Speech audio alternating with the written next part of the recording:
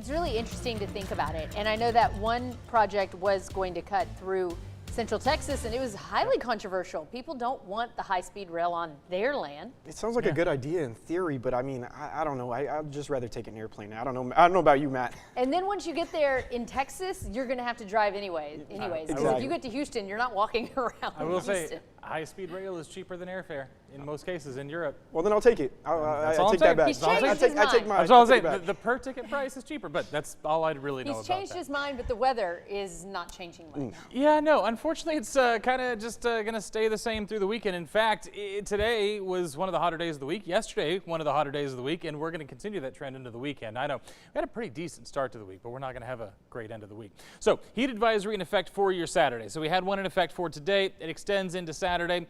Those heat index values could be as high as 109. So keep that in mind. If you're out there tomorrow, the thermometer may say 97, but that's not what it's going to feel like. So I do want to talk about why heat advisories are issued, because sometimes this is one of those things that gets issued. It's not like a severe thunderstorm warning where you know it's coming. It's one of those things where it's a little more nebulous, but there is some criteria for it. So here's that criteria. In order to get a heat advisory issued, you have to have an air temperature of at least 103 degrees for at least 2 straight days. Not going to get that.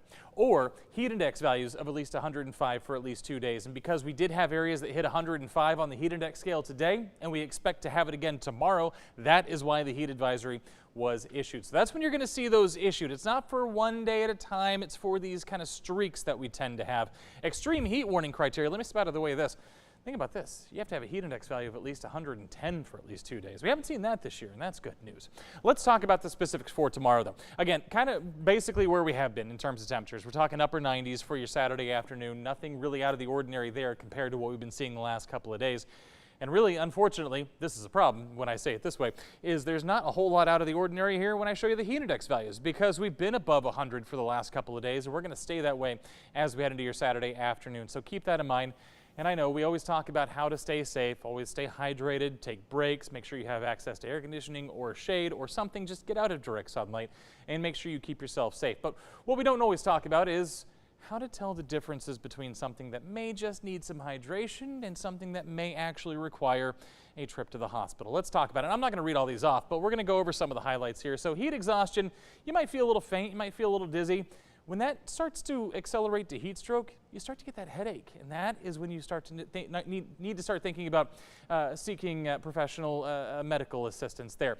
And I always say the biggest problem when it comes to heat is not sweating, it's when you stop sweating. When you stop sweating, that's when you have to worry, because that means that you are dehydrated and your body is no longer producing sweat. So that's when you need to seek medical attention as well.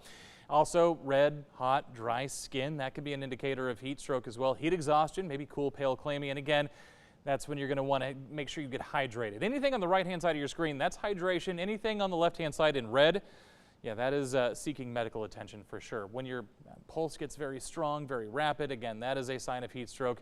And then, of course, if you lose consciousness, somebody else needs to call 911 on your behalf. Again, so those are kind of the differences there. Heat exhaustion, I think we all know what that feels like. Heat stroke, again, that is much more serious. Nothing out there right now, but again, we do expect to have just a little bit of a rain chance tomorrow. It's not great, and with each passing model run, we're seeing even less on there, but again, might see a passing shower tomorrow afternoon, so keep that in mind. Sunday, it's all going to kind of stay around Central Texas. Not really a whole lot happening in Central Texas, but here's the good news. I do have some rain chances as we move into next week. 20 to 30%, not great for the first half of the week, but you can see that 50% that pops in there on Thursday. So again, we'll have some rain chances. If you don't see rain one day, you might see it the next. That's the way these things work during the summer. Remember, to keep up with everything that is constantly changing here during this Texas summer, you can download our 6 Plus app. It's free on your smart TV.